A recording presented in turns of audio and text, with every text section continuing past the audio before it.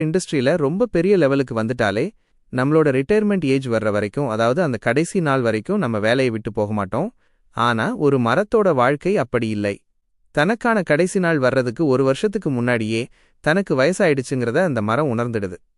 ஆனா, அந்த மரம் ரொம்ப பெருசா வளர்ந்து நிக்கிறதுனால, அதுக்கு கீழே இருக்கிற சின்ன சின்ன இளம் கன்றுகளுக்கும் செடிகளுக்கும் சூரிய வெளிச்சமும் வெப்பமும் கிடைக்காம போயிடுது.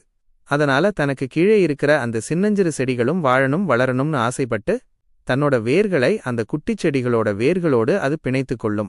அதோட ஆயுள் முடிய இன்னும் 1 வருஷம் காலம் மிச்சம் இருந்தாலும், அந்த இளங்கன்றுகளுக்காக தன்கிட்ட மீதமிருக்கிற கொஞ்ச நஞ்சம் சத்துகளையும் அந்த குட்டிச் செடிகளுக்கு தன்னோட வேர்கள் மூலமாகவே அனுப்பி வச்சிடும். அப்படி தனக்குன்னு இருக்கிற அந்த கடைசி 1 வருட வாழ்க்கையையும் அது மொத்தமா விட்டு கொடுத்துடும். இப்படி தனக்கு கீழே இருக்கிற இளங்கன்றுகள் நல்லா வளரணுன்றதுக்காகவே தன்னோட எல்லா சத்துகளையும் கொடுத்து அந்த 1 வருட வாழ்க்கையையும் தியாகம் பண்ணிட்டு அது இறந்து போயிடும். எல்லாமே அதோட அடுத்த ஜெனரேஷனுக்காக மட்டும்தான். இந்த உருக்கமான தியாகம் உங்களை நெகிழ வச்சிருந்தா, இந்த வீடியோவை லைக் பண்ணுங்க, உங்க ஃப்ரெண்ட்ஸுக்கும் ஷேர் பண்ணுங்க, அப்படியே மறக்காம நம்ம சேனலை சப்ஸ்கிரைப் பண்ணுங்க.